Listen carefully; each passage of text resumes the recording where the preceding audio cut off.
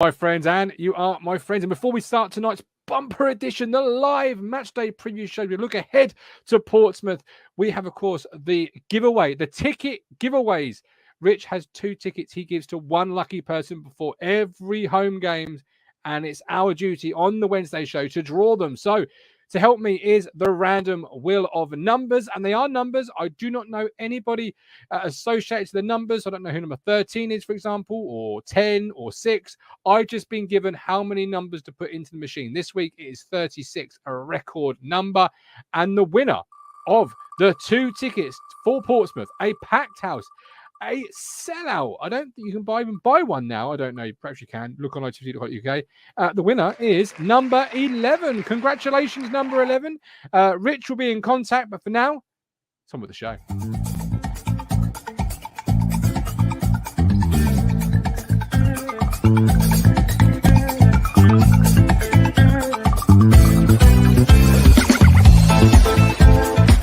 Hello again, my friends, and you are my friends, and I hope you are well on this Wednesday evening. We are about, 48 and a bit hours away from the start of the official away day weekend, the match day press reaction show. I'm looking forward to another weekend of Ipswich Town. Even though they sting me last week, and even though I'm hurt on the Sunday evening, I'm starting to get that anticipation, that excitement. It's starting to build and it's starting to grow. And I absolutely love it. And I'm looking forward to discussing Ipswich Town with you this evening. I'm sorry I was late. I was getting you all ready for Portsmouth this weekend with a bit of time wasted, a bit of theatrics. I was getting you all ready to boo, to hiss, whatever you need to do when they, undoubtedly on the 33rd minute, take a throw in.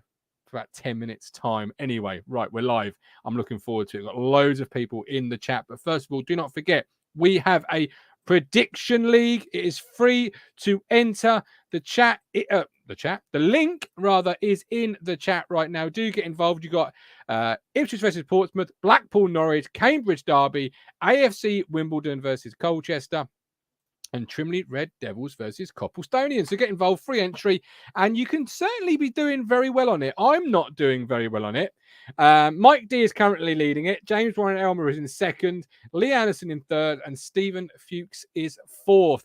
Everybody else is there in tiny, tiny writing. Hold me closer, tiny dancer. But yeah, we don't matter apparently. So we're all in such little writing that I need my glasses, which I lost about 3 months ago, to read. What is it about glasses, by the way? I've bought about 4 pairs in the last 2 years, and I can't find a single pair of them. And I'm not going back to Specsavers to spend another 120 odd quid on it. I just haven't got that money. So I will forever be blind. But there we go. Moving it on. We've got John B. Evening all. Really hope we can stuff Pompey Saturday. Some are saying Portsmouth are favourites. Are they favourites? I don't know. 80's in the room. Big bad Stone Market legend 80 Croucher. The Cruncher's here. Gino's here. Mike D. Yes, it was a record number of people in the live draw. We've got another live draw towards the end of the show. So keep your eyes peeled. And it's at the end of the show. A bit like Out on Deck there. Mike D. Is this to decide who plays up front Saturday? Not quite, but we could do it. That's for sure. Don't forget to draw for yes, I've got the Cambridge. Yeah, we're going to do it towards the end of the show. Don't worry. Be calm. Be cool. It's all good. It's all good. Right. I want this evening to know, before I bring in my first contributor, about disappointments, right? What is your disappointment when it comes to food? Because I was bigging up this curry in my mind all day today. I was thinking, I've got a curry this evening. I've got some naan bread, aubergine pickle, mango chutney, poppadoms, nice, delicious chicken. I'm going to make a really good curry. I got to the actual process of putting the curry sauce in, and I've not bought the fucking curry sauce. So I've got the chicken, the peppers, the mushrooms, the onions, everything else, all lovely, and no curry sauce. So instead, we had a sweet and sour with naan bread, poppadoms, and mango chutney. It was all right. It was fine. But it was one of those, disappointments where you're bigging something up. At lunchtime, I didn't really eat that much. I thought, I've got this curry tonight. I'm looking forward to it. And it let me down. So what is your biggest food letdown? What really let you down, disappointed you when it comes to your food? Right, while you're mulling that over, somebody who never, ever disappointed. The Milk Tray Man, Ben Adams. You know when you're going to go break up from a girlfriend, right? Sure, you probably got an analogy for me, Ben, but it was that moment in life where you just sort of swear. Where you just swear. You say a very naughty swear. word. You have no other words, but for fuck's sake, basically. Yeah, I agree with you. Food is something we look forward to, and when it isn't as good as you think, it's so disappointing because you're going to eat it because you're there and you're hungry, and it's going to be ages before you're hungry again. I had this the other week at can I mention well-known chains here or not? They're copyright. You can do what you like, mate. Yeah. Yeah, it's easy. I went to Zzz's. I had with my wife date night. They had no olives, no bread, no oil, no chicken, no beef, no pasta. They run out to 2 favourite bottle of wines, and they shut half the restaurant down. But there was a queue of 15. You know, who are the food drivers who deliver food? Delivery Go something. What's it called? We got various Uber Eats, Deliveroo. Yeah, Uber Eats, Deliveroo. There's 18 of them at the door, rushing food to them. Took us an hour and 20 minutes to get it served. So I thought, why is this restaurant not a fucking takeaway? You know, because it might as well be. So I thought that's my disappointment. Was a takeaway these days. I thought every restaurant was a takeaway these days. Anyway, how are you, sir? After the food disappointment, how are you? Yeah, I'm okay. I've had an average week. I must be said, an average week, but looking forward to a couple of games of football in a few days. So yeah, looking forward to it. Philip Blunder says, "This is the football show, right?" Philip, it is.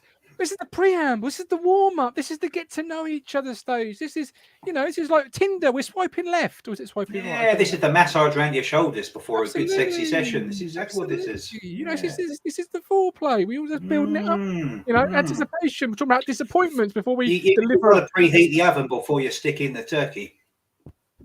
Joe, that's a real disappointment on Christmas Day, that turkey. I look forward to that. Yeah. I starve myself of turkey every day of the year apart from Christmas Day, and it still lets me down. Yeah, still crap in it. Yeah, I agree.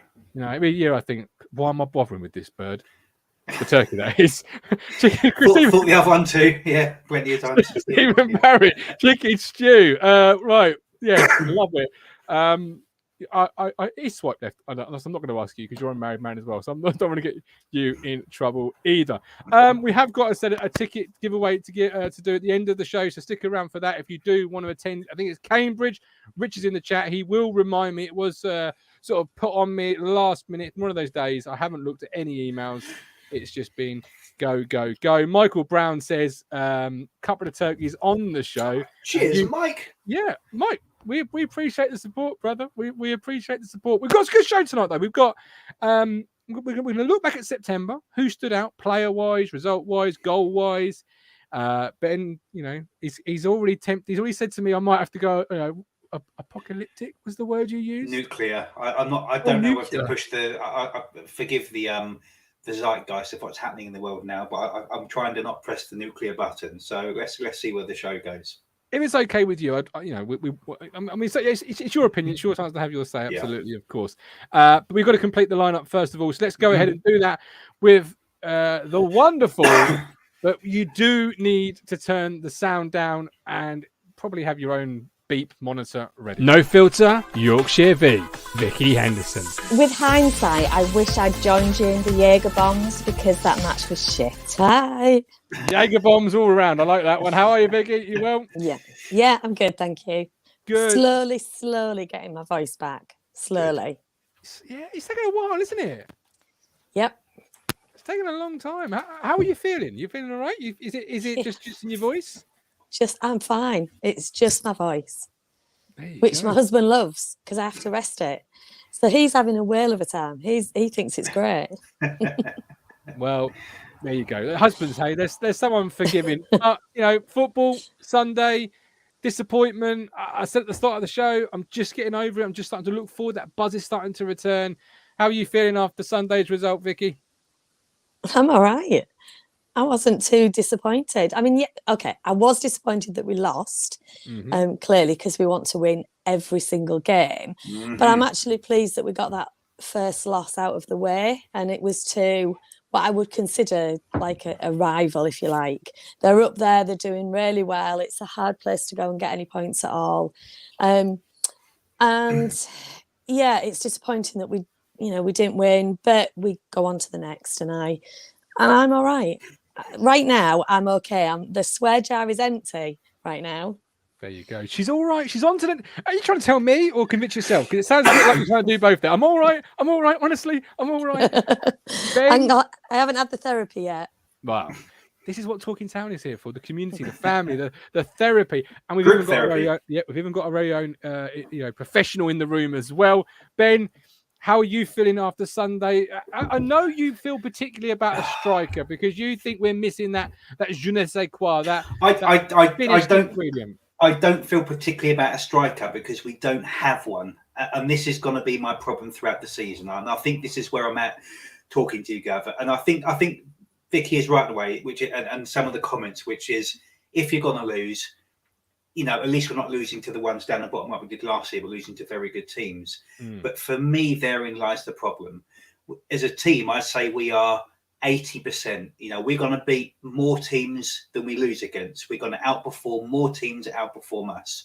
We're going to take more points that we lose points. But I've got this horrible little creeping thing on my back, and I hope the chat can assuage me of my worries that in the end, I don't think it's going to be enough.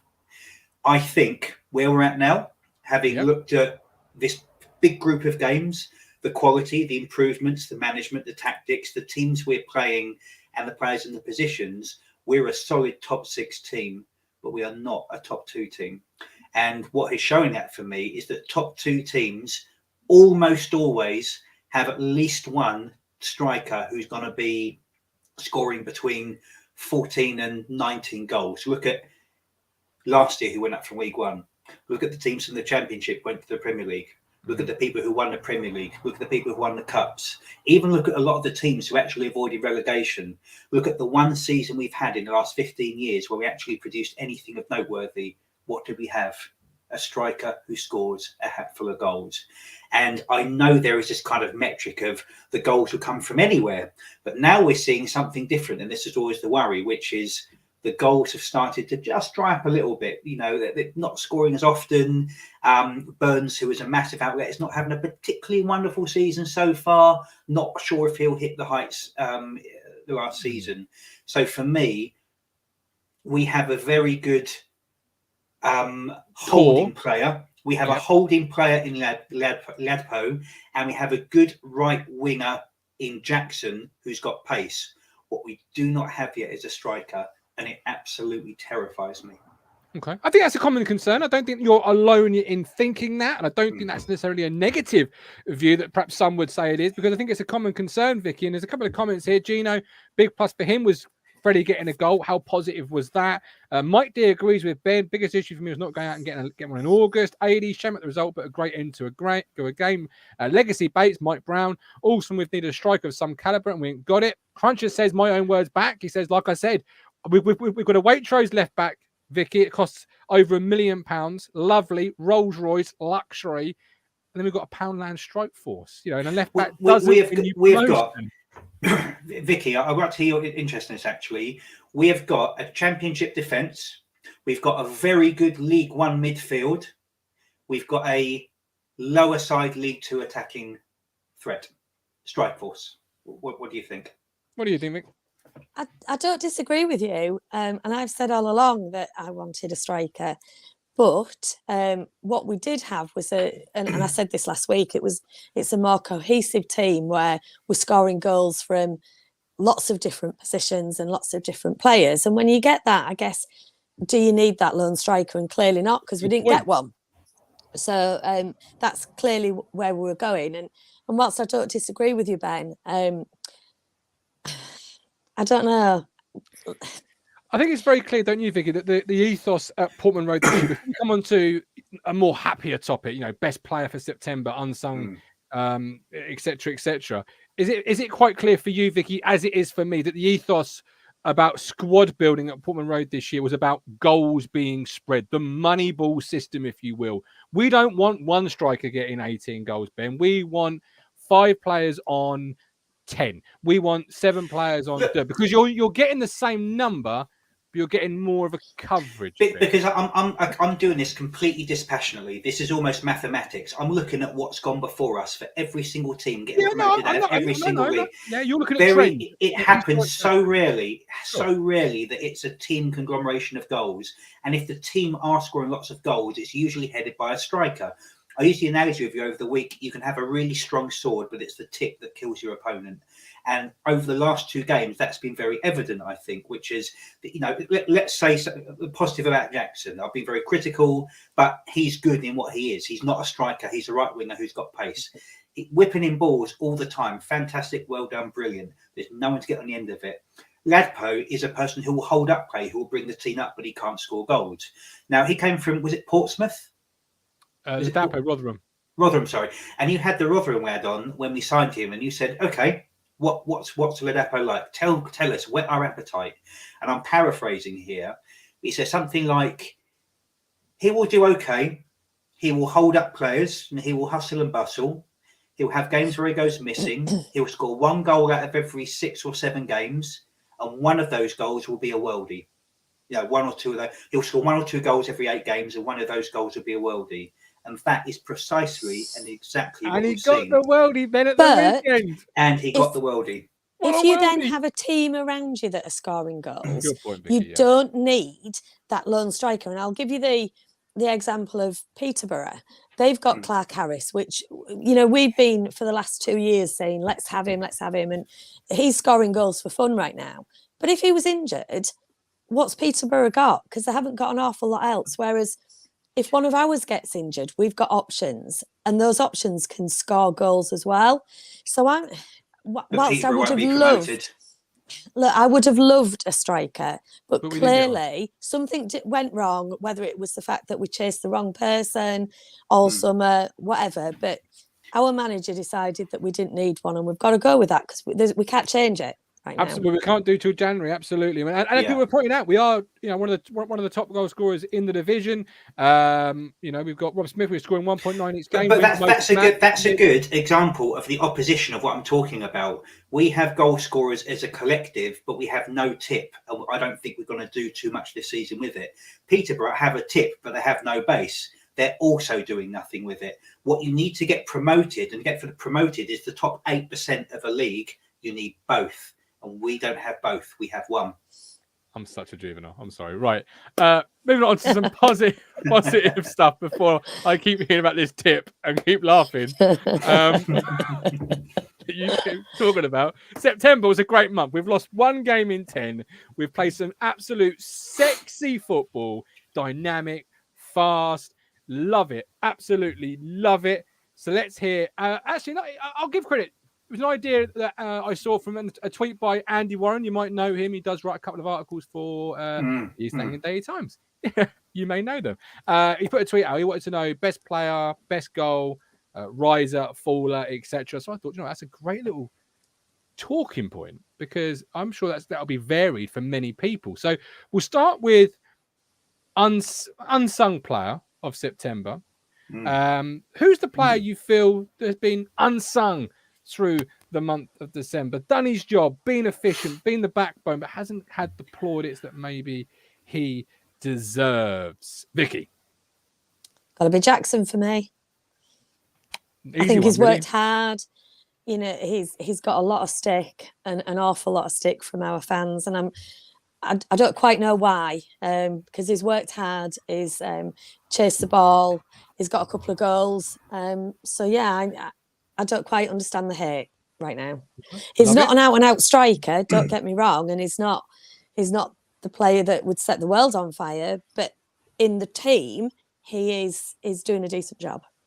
He's like Janur Danasian in the sense they're both fulfilling, in my opinion, hybrid roles where Jackson isn't a right winger or a striker. He's kind of that in between, playing just between the line of the 18-yard box and the byline, playing in, not directly on the wing, not inside, just in between that channel. And Janur Danasian is the same for me, Vicky, where he's not quite a right back in a back 4, but he's not quite a centre half in a back 3. He kind of just plays that middle area again, where he can go and exploit, but he can be a solid defensive line.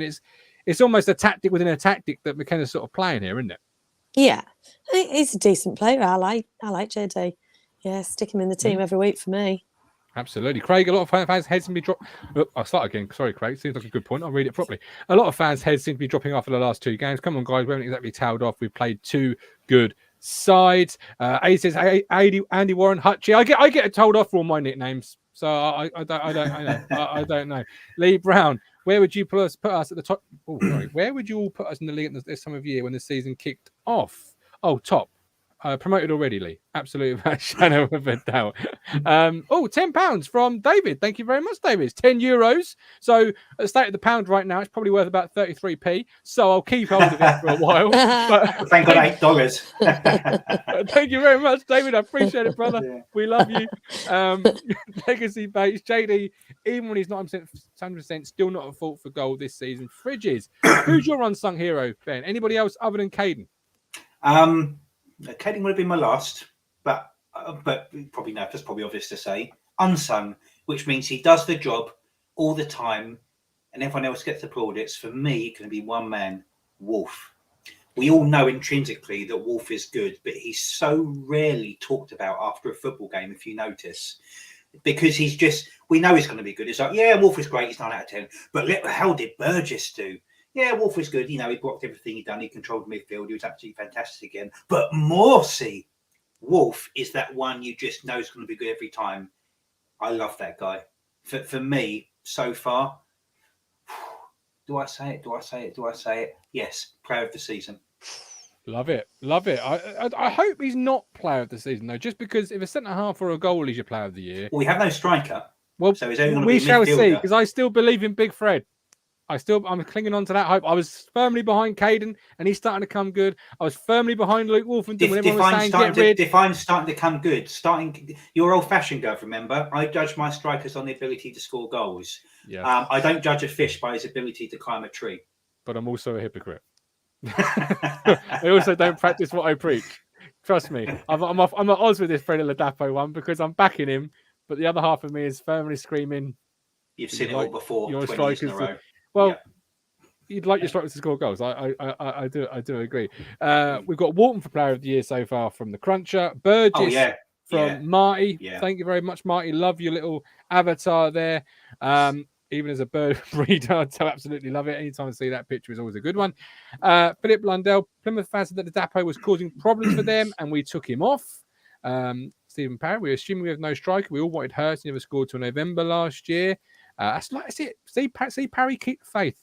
A Fowler. Who's a player that has suffered in September? So started out maybe with rose in everyone's eyes, but now if you saw their name on the team sheet, you might go, I'm not quite sure. Fowler, Vicky. Got to be Edmondson, hasn't it? He's so not the player that he was last season.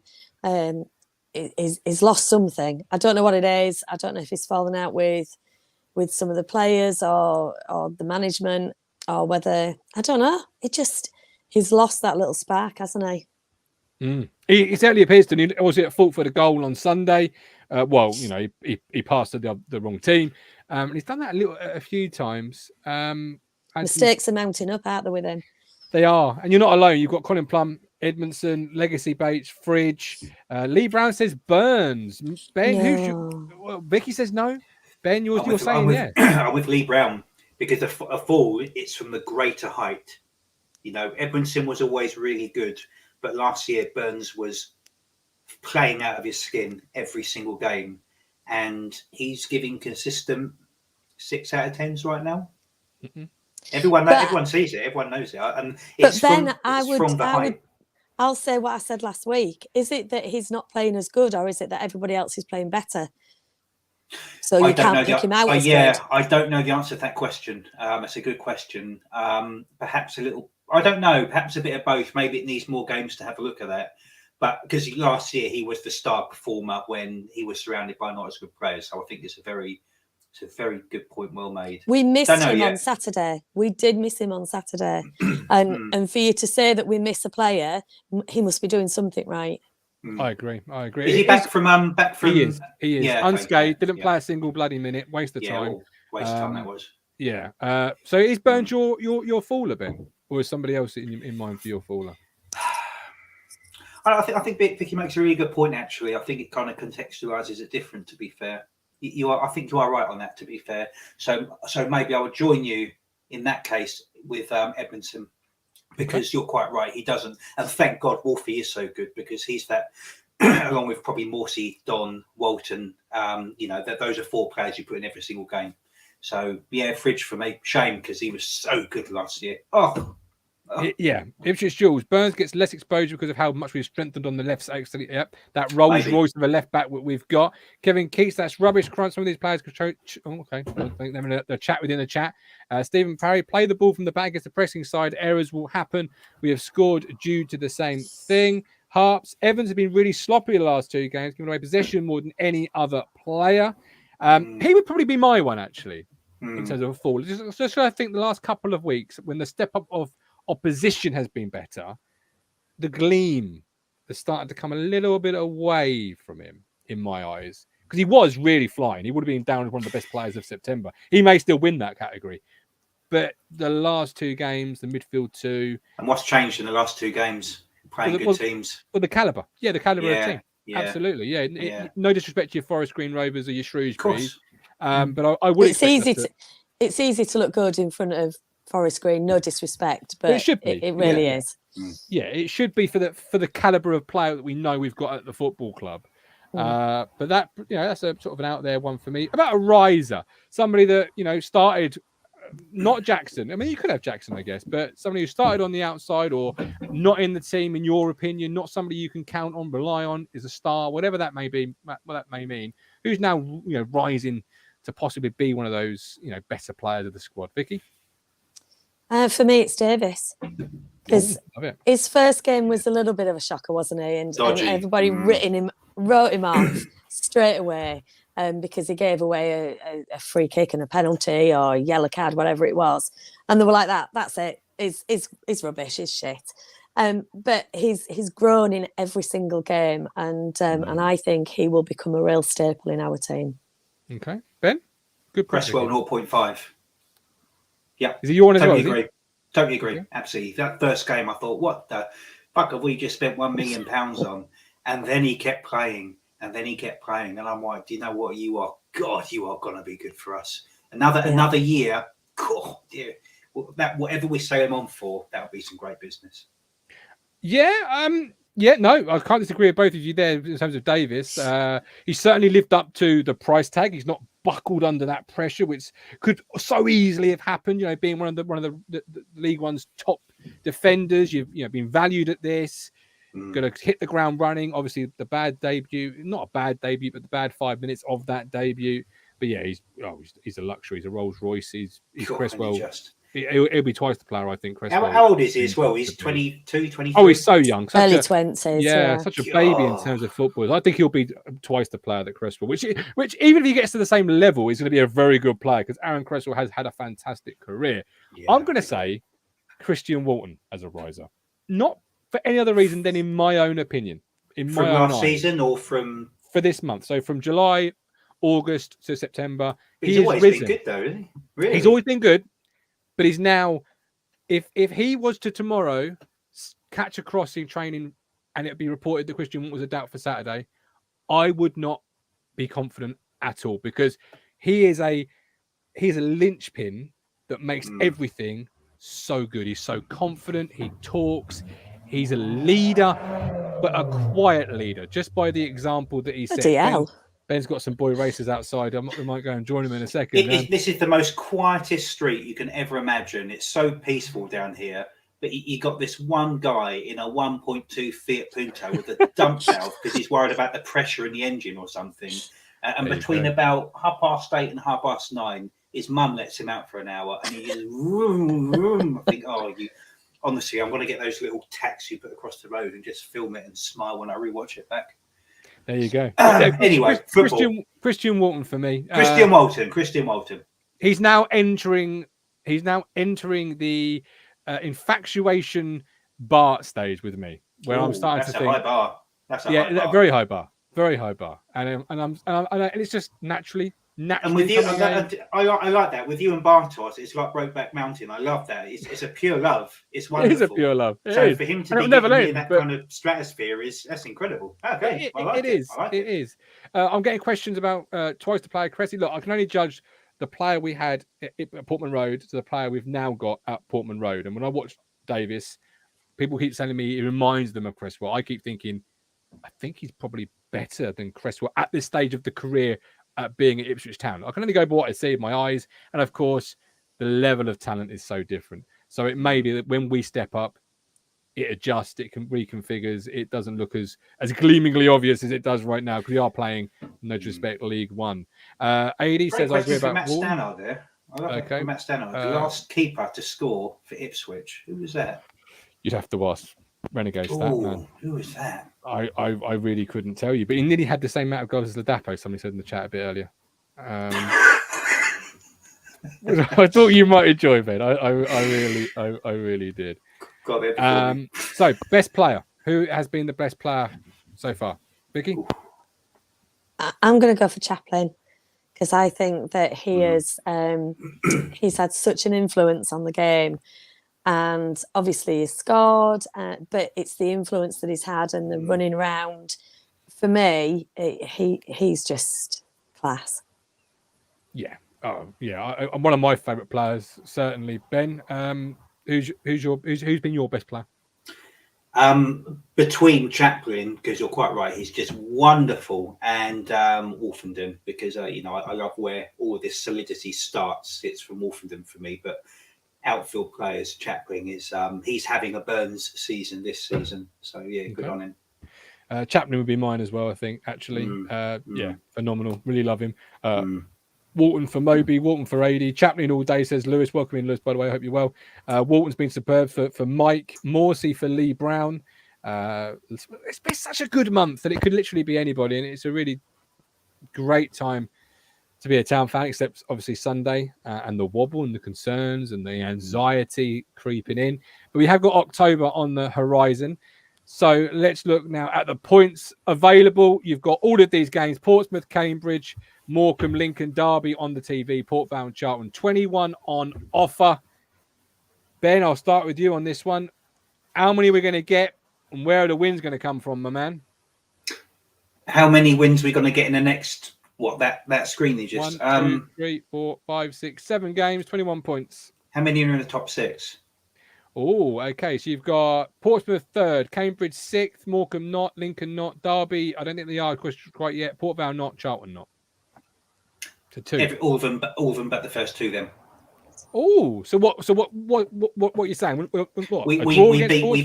We beat anyone outside the top 6. We can't beat a top 6 team. We're not good enough yet. Okay. Not yet. Okay. Not yet. So how many points are we going to get? So we're losing both those games, in your opinion? We're not going to win both those games. We might draw. We'll draw or lose. Can you back the screen, please? Of course. You've got 21 points on offer. 9, 12, 12, 13 points, maybe 14. Which one is it? Oh, TV. Oh, God. Okay, take those 3 off. 3, 6, 9, 12. 12. 12 at an available 21. Yeah. Okay. We've got 18 to 19 from Lee Bayliss. 80 says 19. Cambridge apparently 7th, says Philip. 7th, 6th, 6th, 7th. Philip, how are referees doing in this division? Let me know. I'm joking. He doesn't like referees. We have established that. None of us do. Jesus. No, I do love Philip. He certainly says it how he sees it. I do like it. The good doctor, 19. Mike D, 16. Okay, a little bit of, I don't know. I wonder if I'd done this at the start of September, if it had been a little bit different. The confidence maybe, gleaming, I don't know, or wearing off a little bit. Vicky, your points total for October and where are the wins going to come from? I'm going to go for 15. Okay. I think we'll get a draw for Derby and Charlton. Actually, no, I'll up that a little because I think we're going to win on Saturday, so that'll be 17. What? 17. Is that right? Have I added up right? Yeah. 17. Yeah, I think so. 17. You two are not breaking. I'm going for 18. Good. I hope so. I hope we get it.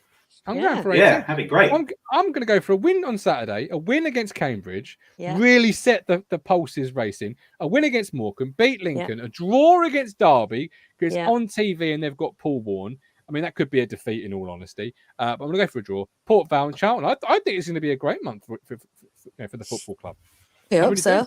I really do. Yeah, me too. There's nothing on that fixture that scares me, Vicky. Nothing at all. The thing is, it's Ipswich Town, and we're going to fuck it up in our own way, aren't we? Our own unique, special way. uniquely and wonderfully. Yeah. That's why we love you, Vic. That's why we absolutely love you. We really do. Yeah, I mean, where are the potential sort of trip ups then? Ben mentions the top 6 sides, Vic. Is it literally the first 2 games, get through there and then see where you are? Because they are on paper, excluding the Derby game, probably the 2 toughest to start. Yeah, I mean, on paper we should do all right, but like I say, it's Ipswich, and we never do it the easy way, do we? I think Saturday will be a really good indication where we go for the rest of the month. On the back of, I don't consider the last 2 games disastrous. We're still up there. We're still got confidence. I think it'll do the players good to have had a loss, to be honest, to just bring them down a little bit, be honest, be real. But if they lose on Saturday, I think it'll be meltdown city, and it'll be a bit of a mountain to climb to get back up again. We have to win. For me, it's an absolute must-win game. Absolutely. Okay. Oh, okay. In early October. That goes back, Vicky. Exactly right there to what Cruncher said before these 3 games. He said, "Now we're going to find out if we're good enough to go up." Based off of what you've seen so far, to Crunch and whoever in the chat, now that you've seen 2 of them, how sure do you think we'll go up? Because that Crunch said, I thought actually, you're absolutely right. If we have any right to be that top 8% of the entire league and get promoted automatically, then we need to beat the top 6 teams, and those are our rivals. And based off of what I've seen so far, we're close, but we're not there yet. We're close. Do you know what, Ben? I have to believe that this is the year that we go up, that it's different this year, that things feel different, that we started different, that the team is different. So I'm saying we're still going to go up because, and I'll tell you for why, the reality is if we don't, the situation is going to be a bit drastic because we're going to lose Chaplin, we're going to lose Burns, in my opinion. Probably, Walton. we'll do good to hold on to him. And then it's starting again. And the problem that we've got is that the fans, along with the players, were sold on this project. It's a project. We're going to go up, and you're going to come along with us, and you're going to be the team that we all remember because you're going to get us up. So they're riding that crest at the minute. And if we don't, it's going to be hard to sell that to anybody else. So the team that we'll get next time is probably not going to be the same level that we've got now, and that worries me. So I have to believe it's this season. Great point. I'm confident. I really am. Jack Messenger, promotion sides don't lose back-to-back games. Saturday is massive for us. Need to put some nagging doubts to rest. Legacy says, don't go up this season. It'll be a real town. Neil Wilmore. I'm more worried about injuries of biting Lee, Luco, Burgess, Ross Smith. If we don't go up, then these players are not good enough anyway, ? Vicky. No, I disagree. We've got a really good team. It's cohesive, it's solid. We've got a good manager. We're riding that belief at the minute that it's this project that, good owners, and we're going to go up. And I think that we'll be hard pushed getting players of that calibre if we don't. Lewis says, we have to win Saturday. I can't bear driving home with the wife who is a Pompey fan. Oh my God. We better win for you then. Kevin's saying that taking his lovely wife for her first Ipswich game since Slovan Liberec in 2002. Awesome. Hearts, I'm in Manchester on Saturday, but I think thankfully it's considered as being abroad, so I can watch it on iFollow. Fair play. Hearts. Love it. Darren, we are so negative after 1 defeat. Wigan got promoted with 8 defeats. Paul P. Fans have to play their part Saturday. Both Wednesday and Plymouth fans pushed them on, and we need to do that too. Mike D. Ruthless teams finish good chances. Let's hope we start finding the net. 27,000 fans plus at Portman Road on Saturday, Ben. Traditionally, town in front of big crowds or the television cameras, they get a little bit of stage fright, is probably the best way to put it. Unlike your boy Racer in the background there, he does not get any stage fright. He's obviously... He's going to bed in 10 minutes. Don't worry about him, prick. Are you concerned with that? With it being a pack? And that's his dad running after him because he's late. It's like a jumbo jet coming outside your fucking window. You remember we Heathrow? I was talking to Neil. It's like Neil Moles. We had Heathrow. So Jackson running past you. So, 27,000 fans. Are you concerned? No, not that it's 27,000 fans. I'm concerned that we can't beat good teams. That's it. The fans should always be that 12th man. Mm-hmm. And I always think that we tend to, we've had great crowds for a long time, and in their own context, away games. The only thing that worries me is we cannot beat a top 6 team. That's it. Okay, all right. Well, let's put some meat on that bone for Portsmouth. Obviously, they are in third. They haven't lost yet this season. They've got 6 wins, 3 draws, 19 goals, the same as us.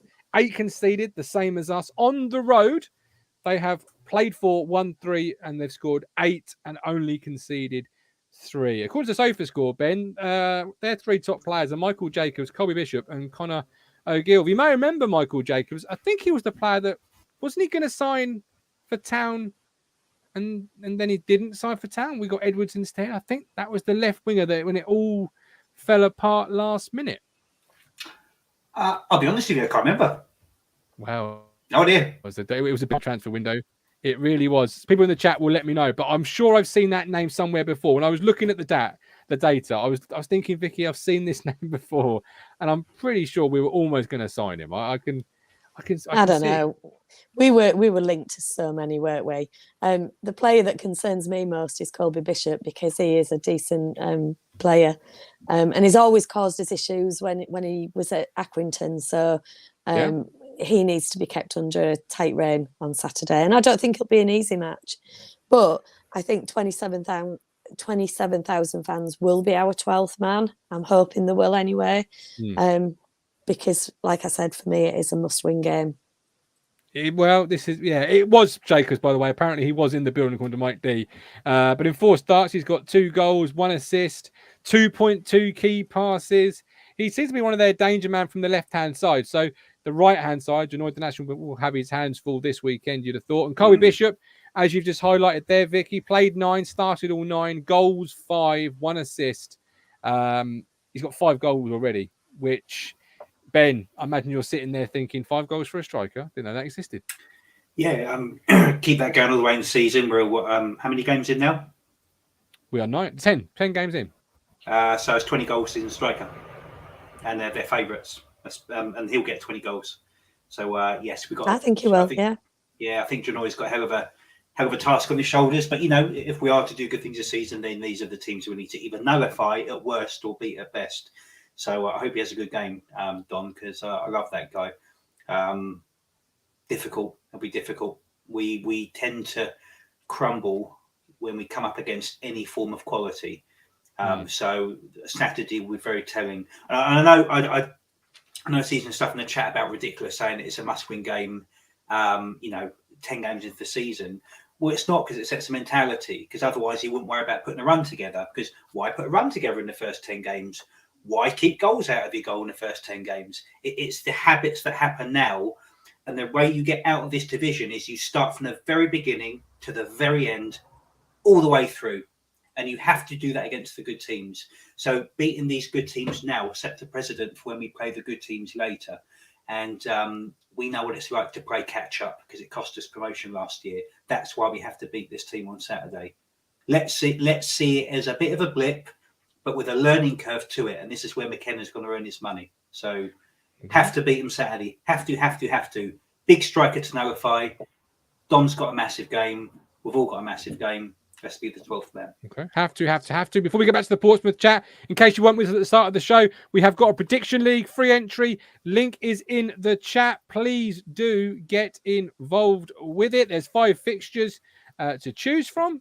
So, you got 5 chances to win points. I'm mid-table, so you probably will do better than me already.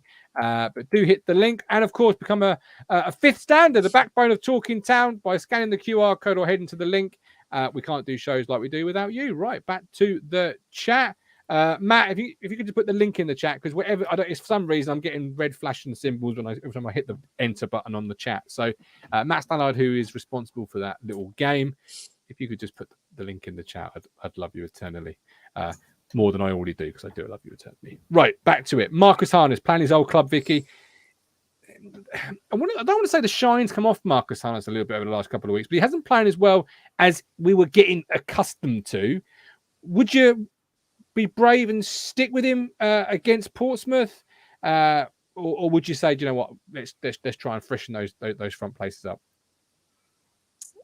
Good question. I think I'd probably stick. I'm learning. He knows their style of play, I guess.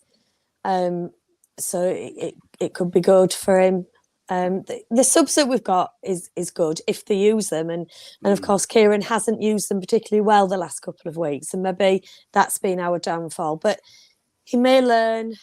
He may have learnt from that. So let's hope so.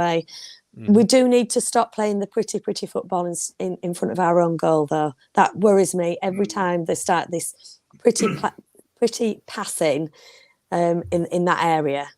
Every time they do it, well, certainly the last couple of games, it has led to goals, and they need to stop it. That's never going to stop. That is the McKenna way, and that is I suppose progressive 2022 style of play. Where you play out, your goalie can play with both feet. Joe Hart, Man City, when Pep, I think it was when Pep arrived, one of the first things he did was sort of change the keeper, and then was like, wow, Joe's been playing so well, but he wanted to play a more progressive style of player. I don't know. We're not Man City though. We're not Man City, Martin, and we need to accept that. So get the ball away from the fucking goal and play up that end. Do you know Mick McCarthy by any chance? Yes. Even the way you delivered it was such a Mick way of delivering it. Like, to get the ball and fucking get it away from my goal. Simple as that. Fair. I mean, fair. Some fans are loving it.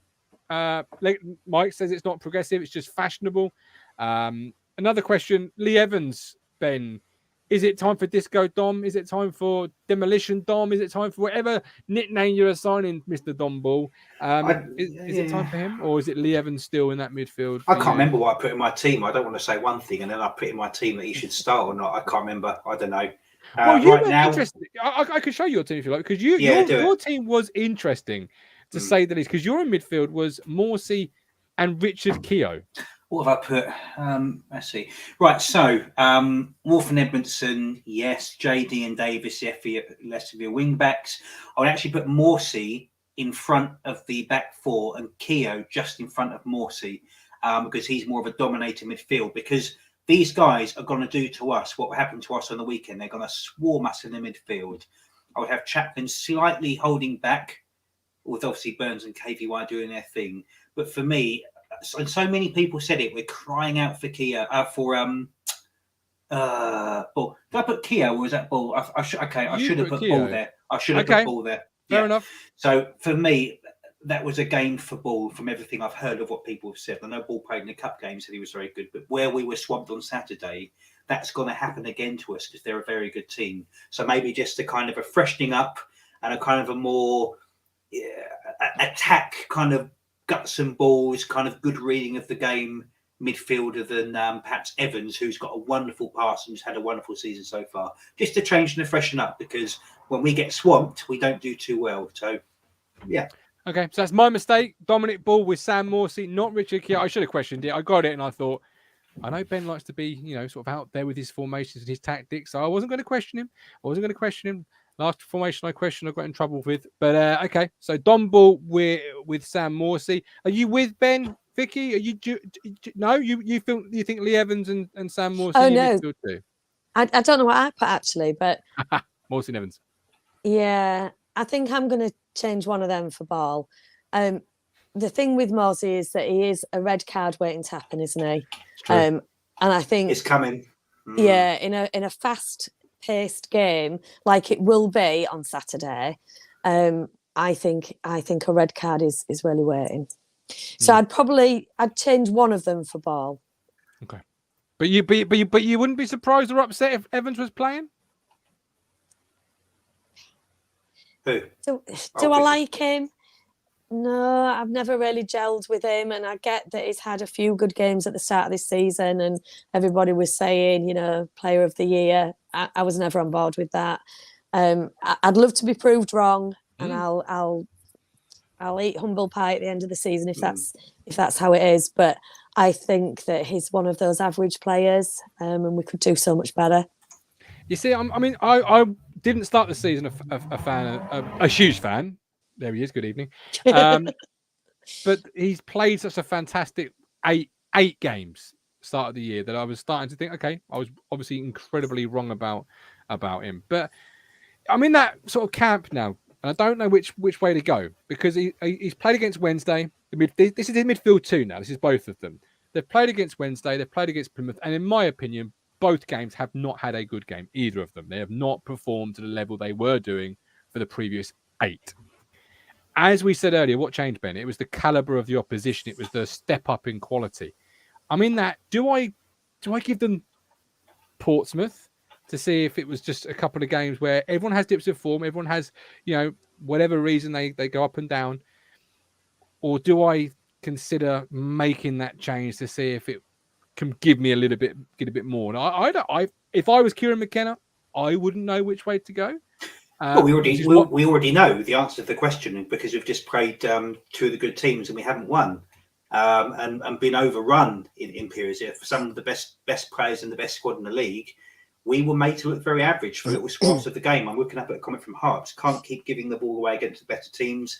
That's why ball should start. So Evans is, and it was made a few points up here, Evans is a very good player against average teams. So far, for me, in the limited evidence of 10 games, he's been found wanting against good teams. So we try something different, because we have to find something different to beat the good teams, because what we have done so far hasn't worked. See, Harvey Bolton, Evans is the weak link.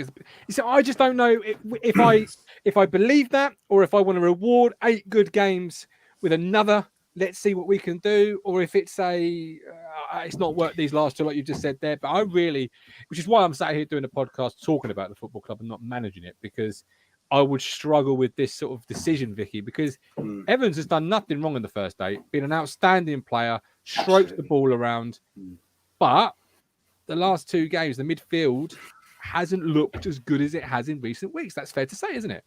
Absolutely. And Ben makes the point that he was really good against average teams. Maybe that is just because he's an average player and the average teams make him look better than what he is. And then you put him against some quality teams, and we're left wanting.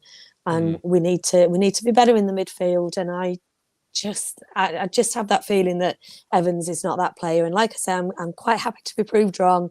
And at the end of the season, if we're crowning Player of the Year, brilliant, I'm happy. But right now, I don't see that. Stephen Parry said, you don't keep your shirt from the first 8, it's just from the last 2. That's an interesting question in its own right. How many? Oh, I love that question. That's a great question, Steve. Take it away, Ben, because that is a great comment. Yeah, football's a reactive game. You have to make in those games decisions. Just because you've been playing great for 60 minutes, if you have an absolutely shambolic 10, you get taken off. Football reacts quicker than that. No one has a divine right to wear the shirt. You earn it every second, every minute, every 15 minutes, every half, every game. And with the ambitions, if you're Fleetwood, fair enough, have a few shites. You're probably still going to start, but we want to get to the championship, so we have to be reactive to it. The ruthlessness, a lot of the stuff on here has been ruthless. You want to get out of this league, you got to be fucking cold-blooded, and that will be a cold-blooded decision. And I think I would quite respect it. Cruncher says 1 defeat in 10. Listening to this, you think we were struggling against the relegations? I think we're struggling against promotion. You're not listening, Rich. That's what I'm getting from that comment. Because it's nothing of the sort, my man. We're struggling against promotion. And what you got to remember is, if we were promoted, the caliber of teams that we'd be playing are the top 6. That are there in the minute. So if we're not beating the top 6, how the hell do you think that we're going to beat anybody in the championship? It just doesn't. It's not right.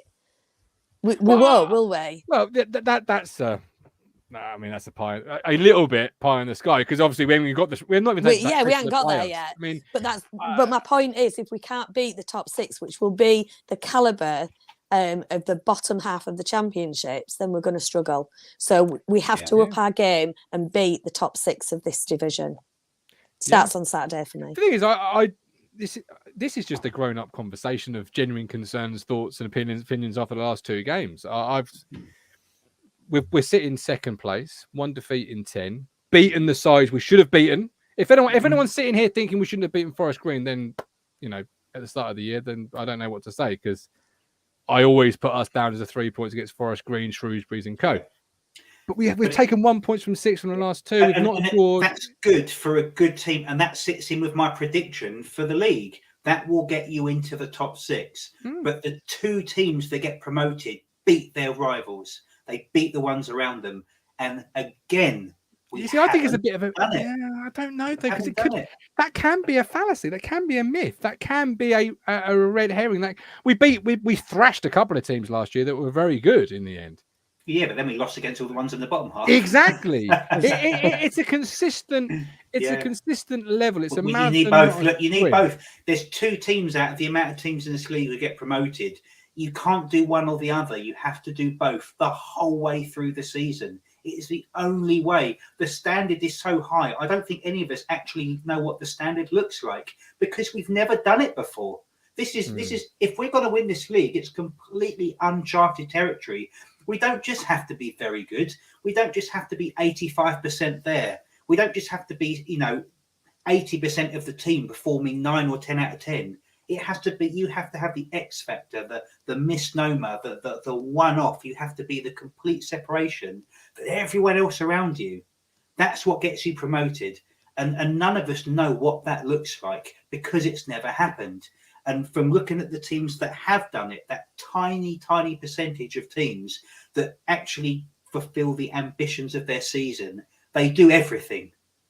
Everything. They beat the teams at the bottom, the mid, and the top. And we've gone year after year after year of not doing it. And it's looking like on early evidence that we cannot beat the top teams again. So this is why I say Saturday will be a massive game. Because if we don't win Saturday, that's a problem. Well, if it plays into that fear, doesn't it? That's a hope.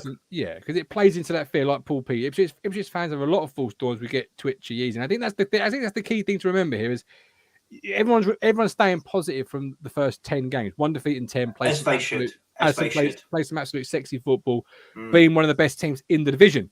But on Sunday, after the show, we were seeing comments like flat track bullies. You're beating down on teams. When it comes to the bigger teams, are you able to match them? And I guess it's another chance. Cambridge on the horizon after that. It's another chance, I guess, to do that. And I think they're very genuine, founded concerns. We haven't tasted the playoffs at any point in League One since we've been here. And I think anytime you take on Portsmouth at home in front of that many fans after 2 results you've had, I think you're going to be worried.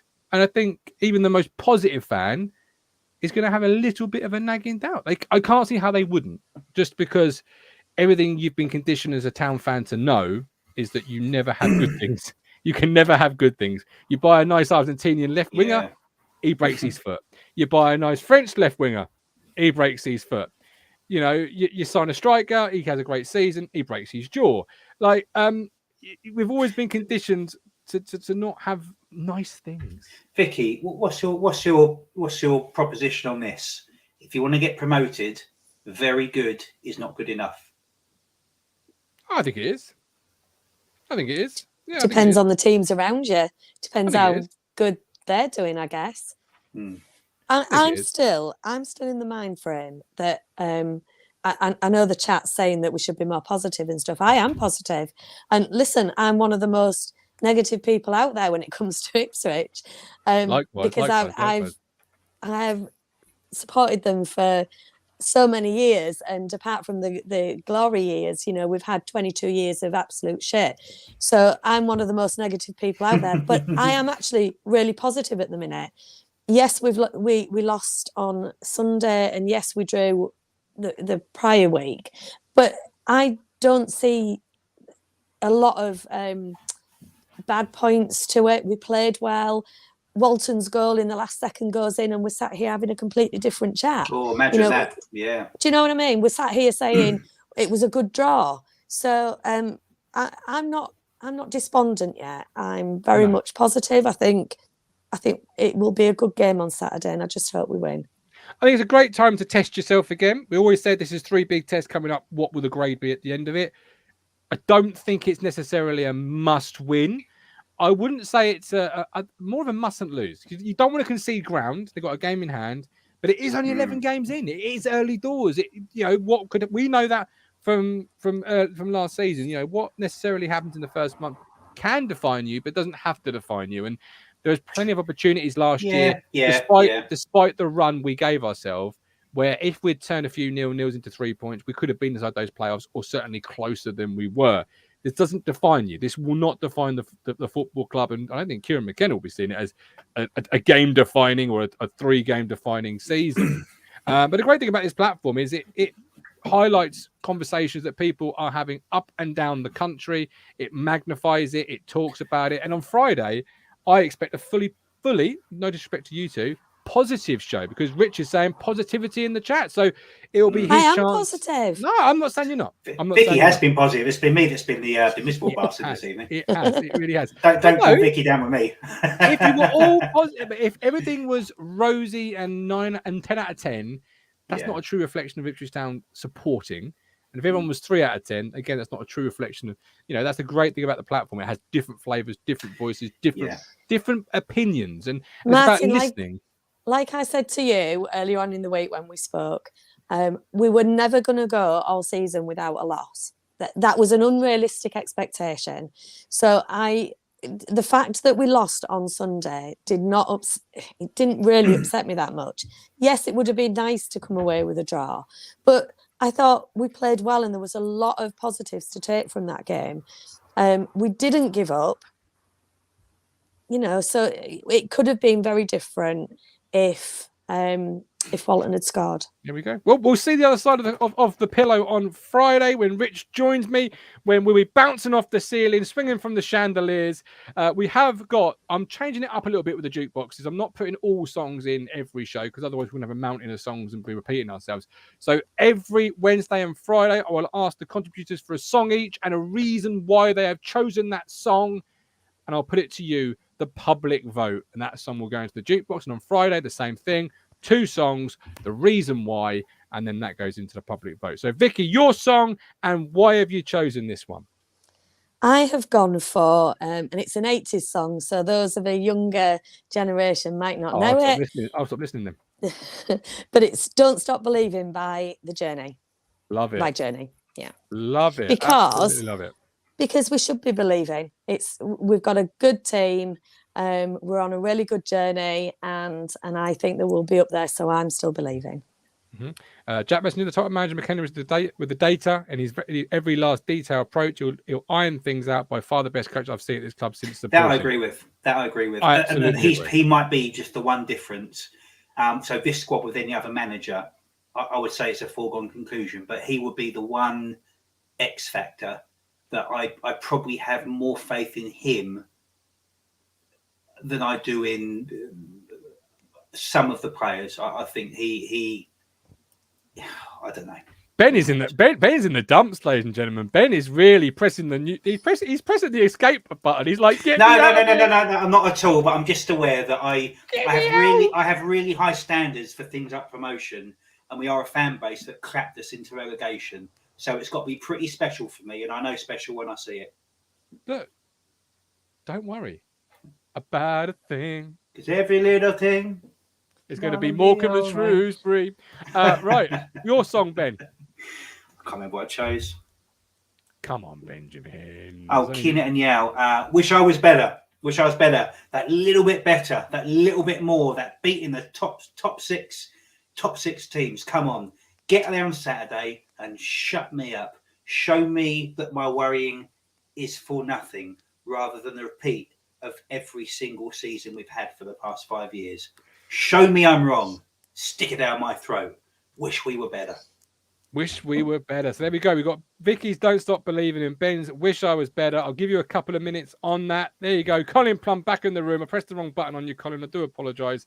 I have been known to do that. Ask Billy Dalton, poor boy. Stephen Parry, we are still on 2 points per game, which is top 2, regardless of the not beating top 6 mantra. No early booking, says 13. Morsey makes a massive difference to the game with an early booking or 2. Vicky is pissing it at the moment, says Lee Baylis. You are at the moment. It is quiet. But then Ben is making a resurgence. Absolutely. Harps. Rep will have his beady eye on Morsey after the last game. Yeah.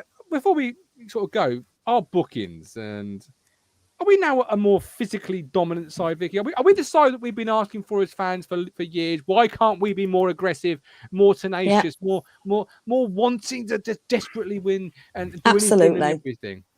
Yeah, and I love it. But I am a little bit worried about Morsey getting sent off. But that said, it's the passion, it's the drive, it's getting stuck in, it's not sitting back. Yeah, everything we asked for. Totally love it. Yeah, absolutely. Right, we've got a ticket giveaway to do. I don't know where these tickets have come from, but the winner will be contacted by the Cruncher, I imagine. They are tickets for Cambridge. Hang on, here we go. They're from Simon Brady. 2 tickets in the Sir Bobby Robson stand for Cambridge. 2 numbers. We want 2 numbers for this one, right? Okie dokie. Here we go. I love it. I'm not great at raffles, but I'll try and pretend. Here we go. Right. Here we go. Number 2. No. 16. Number 16. You have won. Congratulations. Oh, no. Rich will be in contact, and the last one number. Well, your message here, my man, says, got 2 tickets. Can you draw 2 numbers? So your message needs to be clearer. 1 number. There you go. Number 2 has won. And the winning song is Don't Stop Believing by Journey. There we go. Was it 2 or was it 16? It's a fucking good point, that. It's on a video. It's on the video. Don't worry. Rich knows. He can rewind it. It's on a video. Don't worry. It's on a video. It's on a video. It's on a video. Don't worry. Don't panic. Be cool. Be calm. It's fine. It's fine. It was number 16, Steve. Number 16. Steve says 16. I hate doing these draws. I'm going to be honest. I absolutely fucking hate them. Because the pressure is just like, it's too much. It is too much on my shoulders. I can't. My heart's going every time I press the button. I'm like, heavy. Where's the crown, Gov? Heavy. Where's the crown? It ain't a crown. I'll tell you that much. Right, we're back on Friday, 8:30, where Rich will be bringing Off the Wall. It'll be like old Dancing on the Ceiling. Who sung that song? Great song. Can't think of it. Lionel Richie. Lionel Richie. Lionel Richie. Yeah. Perhaps he'll bring that to the party. Lionel Richie, Dancing on the Ceiling. Thank you, David, for the donation. Thank you for watching. Hit the like button. Become a Talking Town Fifth Stand today, the backbone of the community. And we are a community here.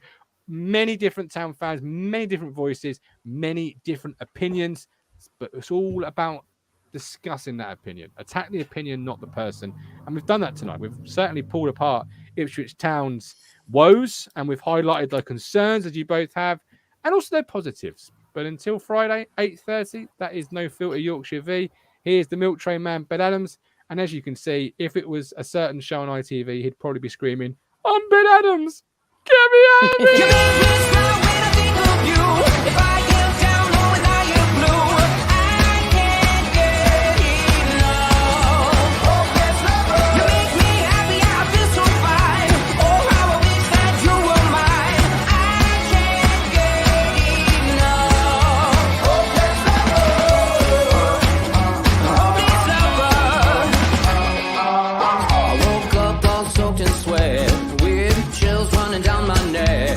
I thought went crazy from just the thought of you.